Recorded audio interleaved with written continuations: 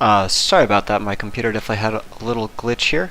So I'm going to play the Bloodletter, hang back for a second, and slowly swing in with that. Hopefully he'll overextend himself a little bit, so I can take out one of his creatures and swing in with the captain next turn.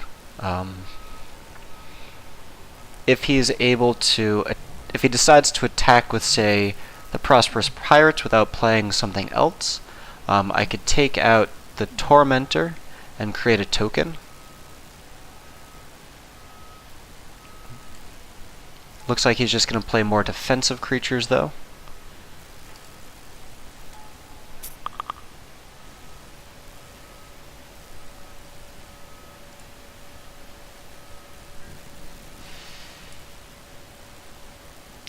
But at least still have the flyer to go through, and I do have these two kill spells.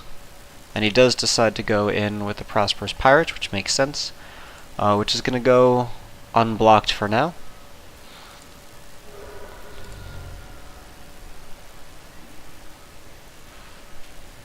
And we get an Ixalan binding,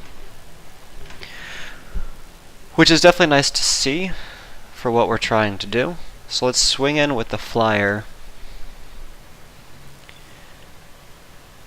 and decide what we want to take out with the different removal spells to make things more difficult for him.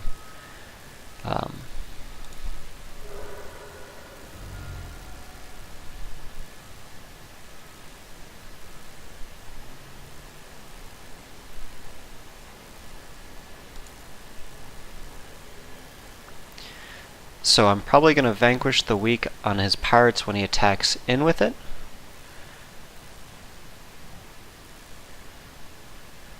Unless, of course, he taps out for something else. But he might just be drawing a lot of mana. And he does have enough mana to pop his Shorekeeper, which could potentially be good for us.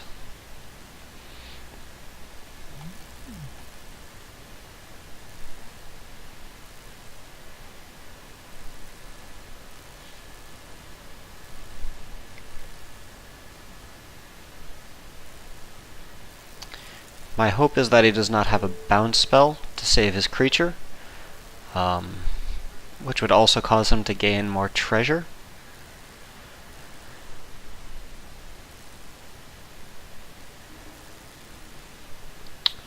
But instead, his creature does die, which means that we'll be able to start getting more aggressive if we want. Because if we bind out or use the interdiction on one of his other creatures, we can start swinging in with the Cutthroat to hopefully get him to block off one of his other creatures. I would prefer not to pacify one of his the 1/4s here.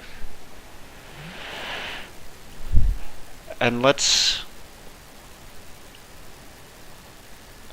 go a little bit risky.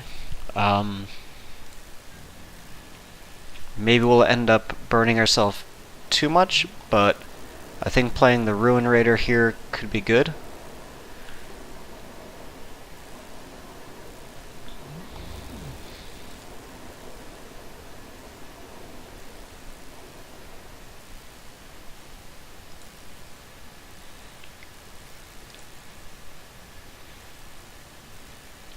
I just hope I don't get anything that's too expensive.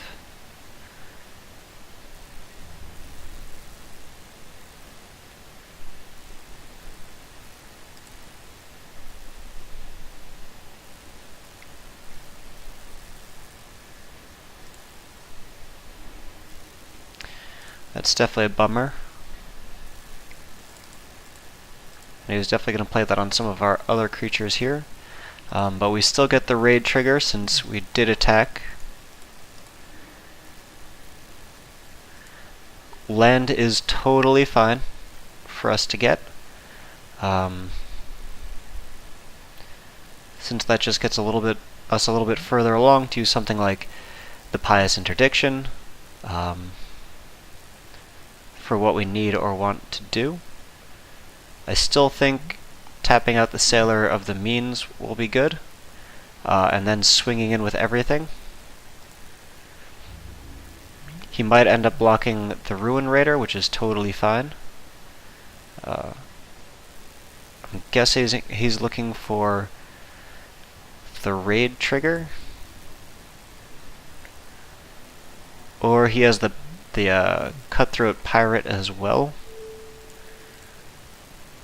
But if we're able to take this out with a double block, there's a good chance that our Ruin Raider is going to die from that, or he might have some other trick up his sleeve. But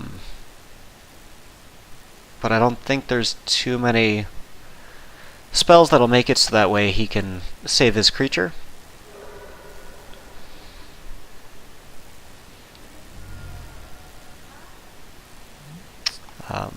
And I'm assuming he doesn't have the Cutthroat because he assigned the damage to our Cutthroat, which is not the biggest threat, unless he wants us to burn ourselves out, which is always a possibility. Cool. So he does have the Cutthroat, which sucks. But it's not the worst thing.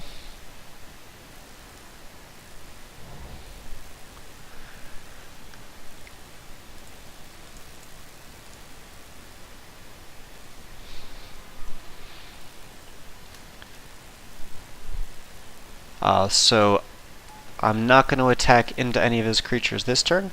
I'm going to play the Sky March instead, which allows us to trigger the raid for next turn. And then next turn I'll play one of these defensive things when I'm able to swing through.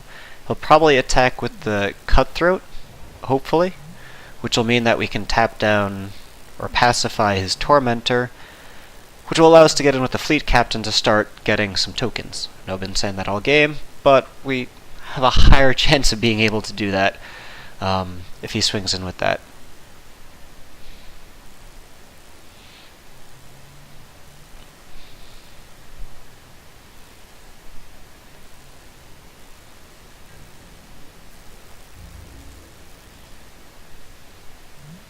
He's probably going to also end up popping the Shorekeeper soon, if not this turn, just because he does have 8 mana open and he has nothing left in his hand.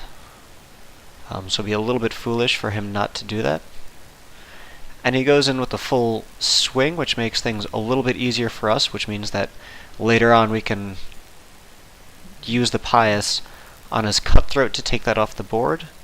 And we will have a token that we can use to attack as well. The card draw from the Shorekeeper will be really nice for him, but hopefully it's not the end of the world for us.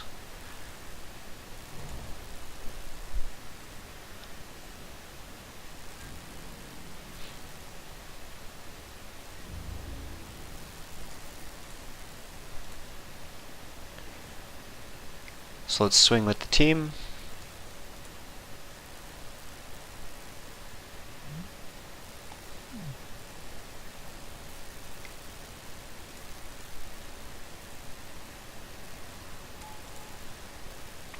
Definitely want to create the token.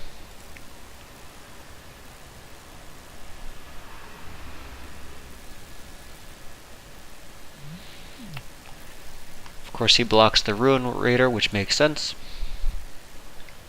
And he's going to sacrifice it before damage goes through, which is totally fine.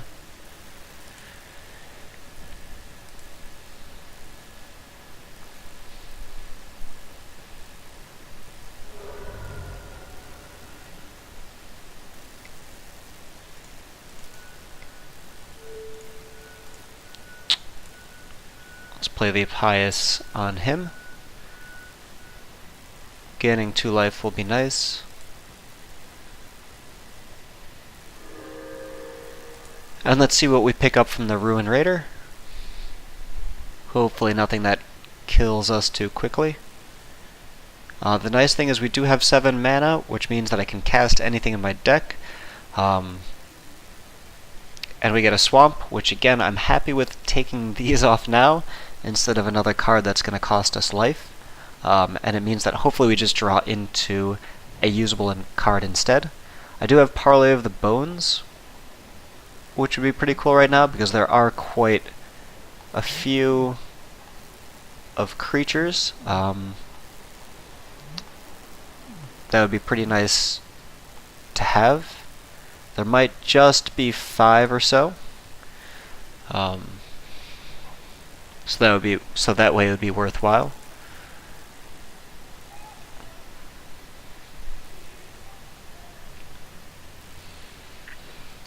I think this is the turn that I want to crank on the aggro more. So there's a good chance that I want to drop the Ixalan's Binding on the Prosperous Pirates, depending on what else he plays here, because that's his biggest blocking threat. So if I can take that out,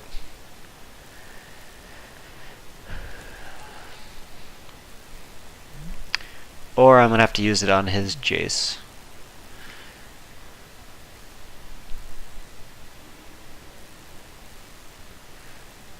Or whatever else he ends up playing here.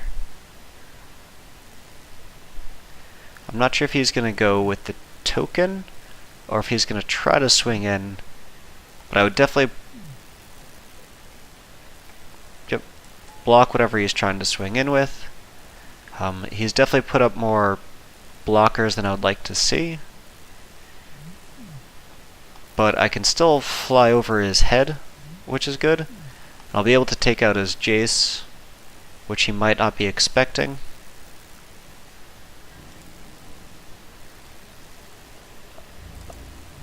He's probably just doing that to get the +1, even though he knows that he's not going to attack or to do anything. Not a fan of seeing just another land here.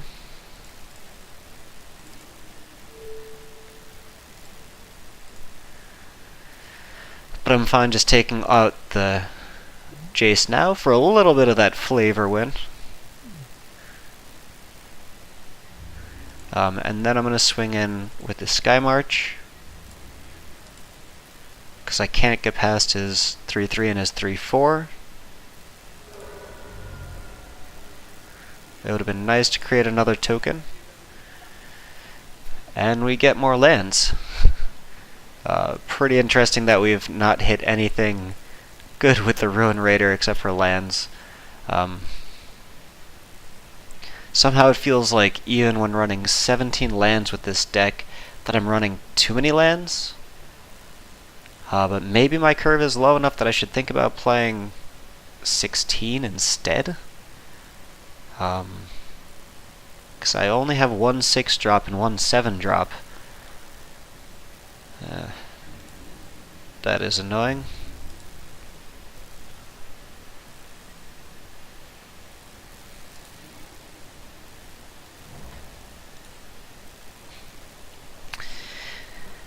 These land draws are getting tough. So we've got 11 of the 17 lands on turn 11, and this is not the first time that I've had that happen.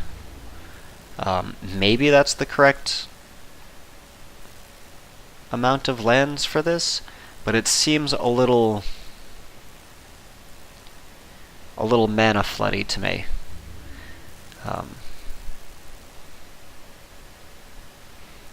I'd really kind of hoped to get Parlay of the Bones at this point, just to even things out. Deathless Ancient is a pretty nice alternative.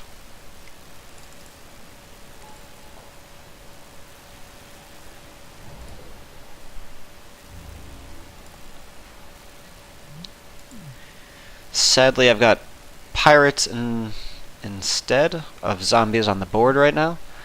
So if it dies, I won't get it back, but if I do get Parlay of the Bones, I could maybe get enough zombies that would make it relevant if it did go into the grave.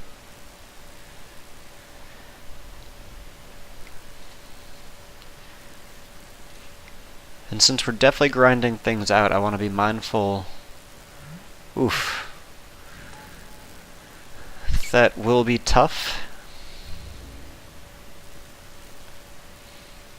I want to be mindful of both the clock, since we've both ground a lot of time.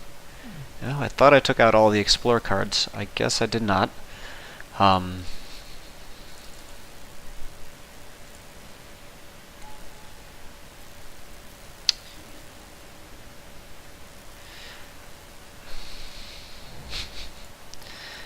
I guess I do love lands, but I definitely want to be mindful of the clock and what it's doing for the next round to make sure that he is always a little bit below me, just in case a timeout does occur. Wow. All of the land, but I might get lucky in that I can win this turn. Good chance that he goes for an alpha strike, just for funsies, and to try to deck me. I don't know if he has any flyers that I should be too worried about. But that was definitely painful, and it allows him to see more of my deck than I would like.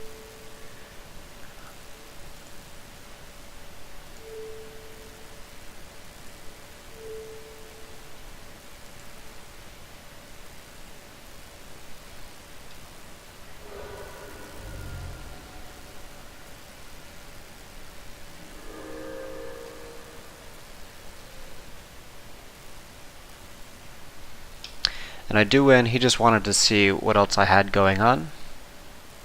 And he definitely stopped the clock for himself. So I know a little bit more about his deck, and I do know that he's got some pretty big things lurking, which is not good. But sadly, I don't think we have too much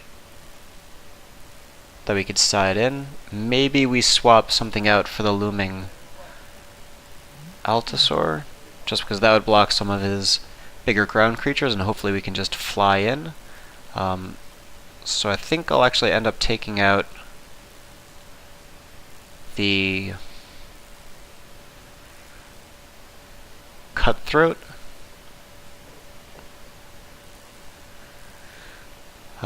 It might actually be Call to the Feast instead.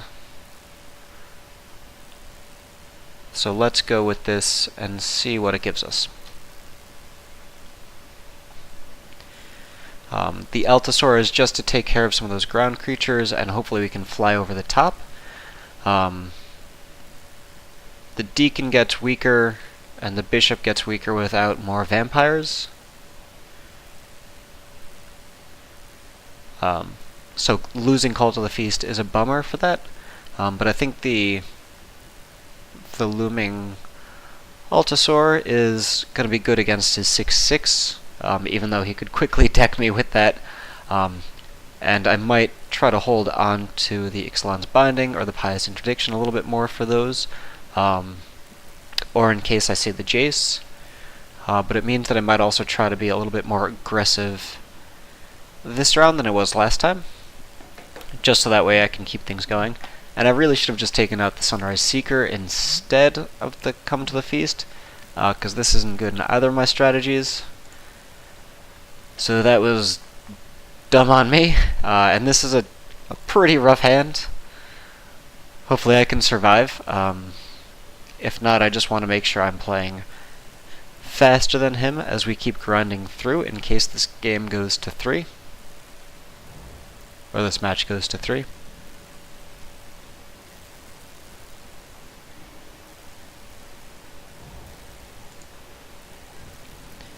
Plains would have been nice, but hopefully we can get some little aggressive creatures coming up soon. But I have a feeling I might not do as well as I would like.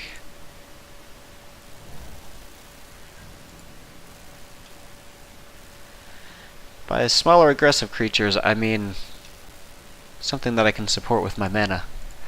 So let's hope for a Plains or one of the black 3-drops that I have. But it looks like he might be changing up his strategy here a little bit, which is definitely interesting. But with that Plains, you know, I've got 5 mana. If I can get one more, I've got the Deathless Ancient, which will definitely be a huge boon. The Cutthroat will be nice if I do attack in, even with the looming Altasaur, to make combat tricky for him.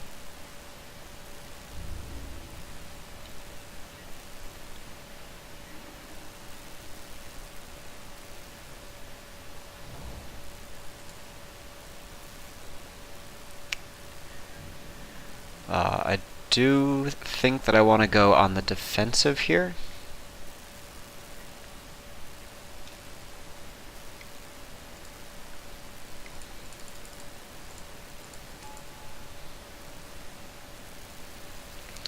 It's interesting, this is the second deck that I've seen come through that's done a complete color switch in the middle. I'm wondering if people are just doing that because they want to see what decks they like better, or if they're trying to throw off any of the sideboard game. Luckily the Altasaur is pretty good and defensive against red-green dinos, so I'm not unhappy about the change that I made for it. I still think I can outstall them with what I have. Next turn I'll probably play the Sunrise Seeker to either get that land or to get it as a 4/4. Not fun to see that. He probably should have used it to attack in and then to take out the Altasaur. But it is what it is.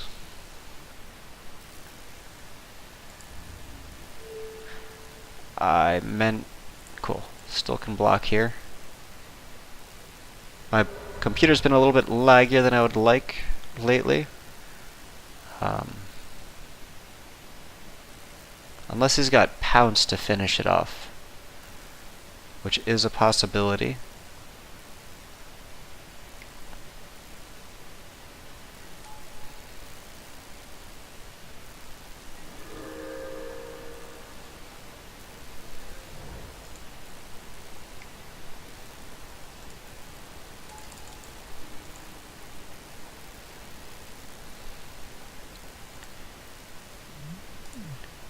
While not a land, I'm happy that this is a 4/4, so I can block his two smaller creatures and draw out a trick or something. Not that I really want to draw out the trick, but it just helps a little bit. And the flyer is nice because then I can play that with the Raptor Companion next turn, totally throwing the Raptor Companion under the bus against one of his creatures, but having the flyer to start dealing some damage while I just lock down the board. And eventually I can play things with, say, the Cutthroat or the Ancient on the board as well, and the Pious Interdiction will just be good to take out a few more of his things.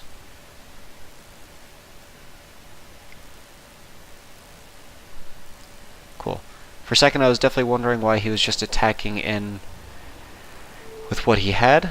I'm assuming he has some sort of pump spell or combat trick here.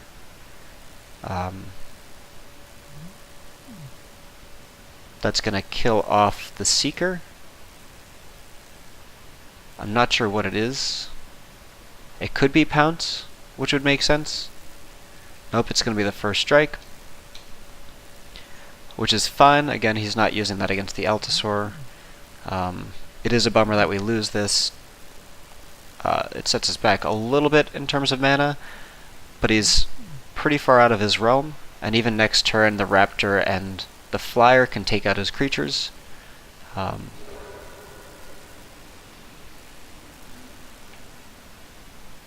And I've just got more stuff in hand right now. He's got a few more things on the board, but his hand is pretty well out. So I should be able to stabilize with what I have on deck.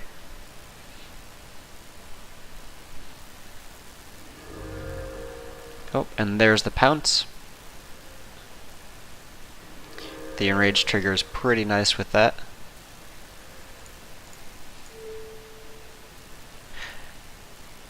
Almost misplayed that there. Good thing I didn't click the right mana for it. So that way I can drop down the Raptor and the Sky March.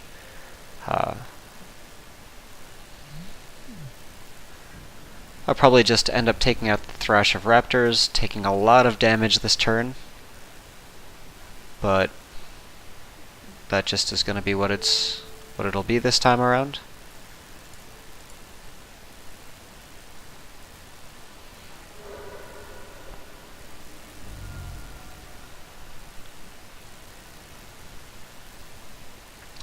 That was definitely plenty painful.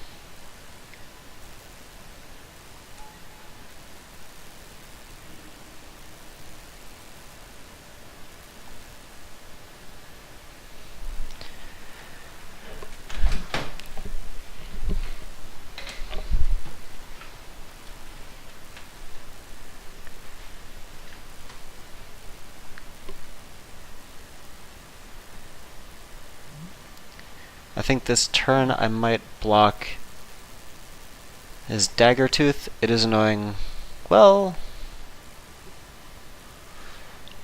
no, maybe I take that out with the Vanquish of the Weak. Well,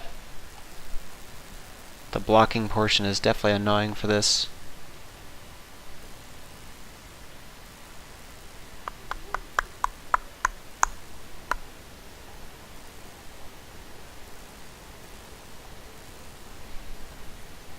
So I can take that out with my flyer, which is fine, and take one of his other creatures out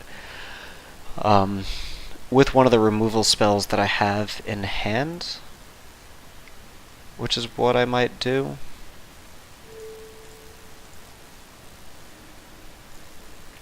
I'd prefer not to play that right now, but let's just get rid of his creature. Play through, block and trade. That might let me drop the Deathless Ancient down, or I can always play the Pious to stabilize, and then have these guys for a little bit later on. So far I haven't been thrilled with the Cutthroat. If I had more tokens or something to support it, it might be better, but it just hasn't had the payoff that I've needed for the majority of cases.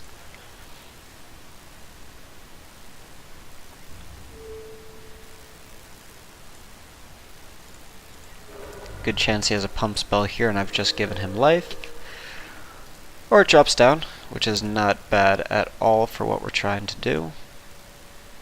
Happy with the land.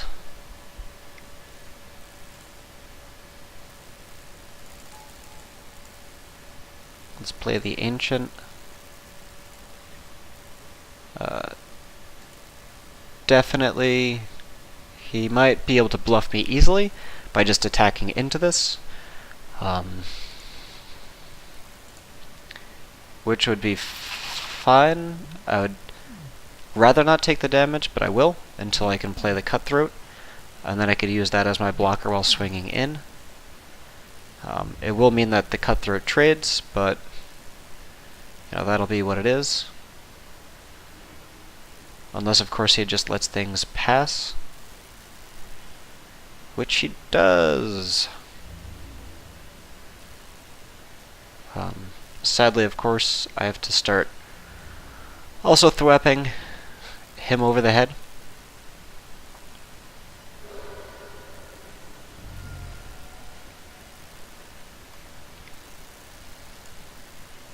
I am going to play the Cutthroat because it's less likely for this to do much, and I might get a little bit more support for when I need to play the Bishop later on.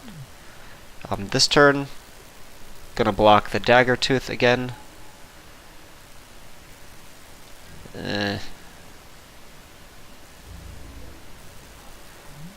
And he kills me instead. I should have realized that hijack would be a possibility in this. Should have left the Ancient up and just tried to stall him out. So that is definitely a bummer.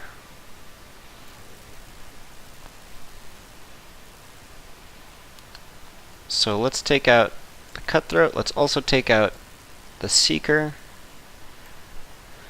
Since we know that he's playing a little bit more aggressively, let's see what we want to put in the deck instead.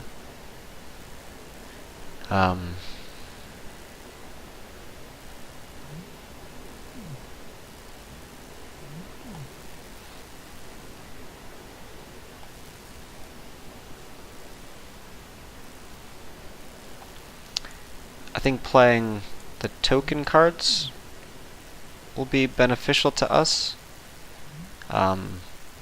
These other spells aren't going to quite do enough.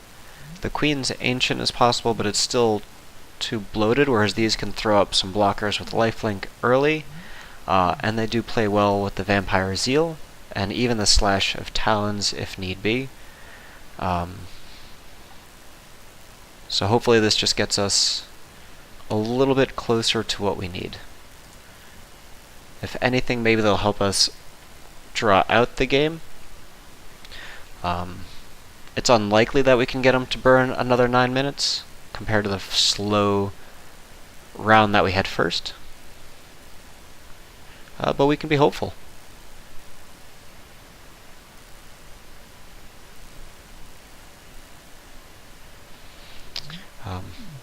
But yeah, with the 2 cutthroats, I've not been happy with them. I've barely been able to get to use it. Maybe if I was playing more of a dedicated pirate deck, they'd be worthwhile, but as it is, they're just a little too slow and not good enough, and I just don't have the early drops to make it worthwhile. Though I did just replace 2 creatures. These are pseudo creature cards, so it's not as bad, but it is interesting how things drop down.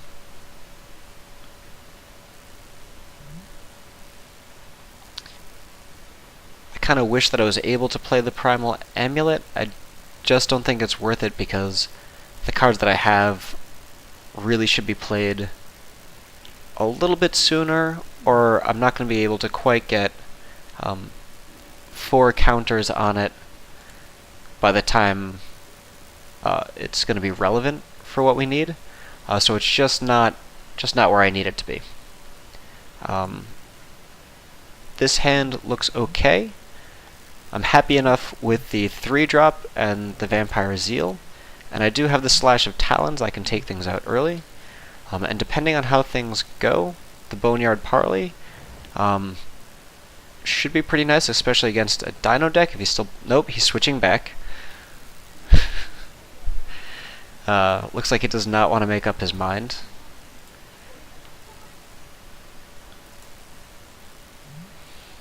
But even against his blue-black Pirates deck, there should be enough value for this, or I'd be more willing to... or he's going black-red for this one. So we'll see what he ends up having in his deck that I might be able to pick back up with the Boneyard Parlay. This means that he's got the Vanquisher of the Weak, and he's got Hijack, and he probably also has... he definitely is going to be running that 3-mana raid burn spell. So we'll have to be mindful of all of those. Luckily the Vampire Zeal can protect them, which is good. And seeing the Deacon is pretty nice for later on.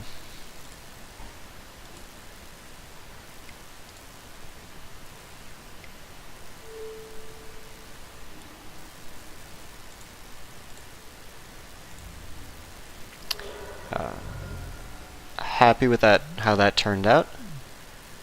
Not super thrilled to have to use it just to save the creature, but you know, it allows us to play a little bit longer with things, which is cool. Looks like he might try to burn it down, but let's see if we can have some fun with the Deacon on our flyer.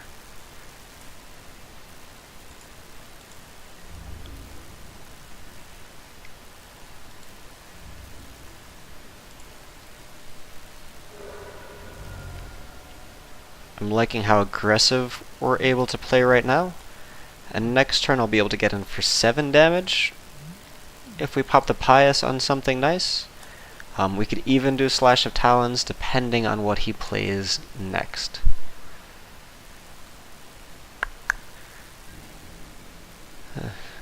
Or he's going to kill our creature.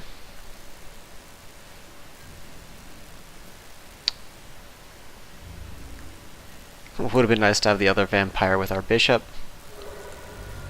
but it is what it's gonna be. But with what we have, this still puts him on a bit of a clock.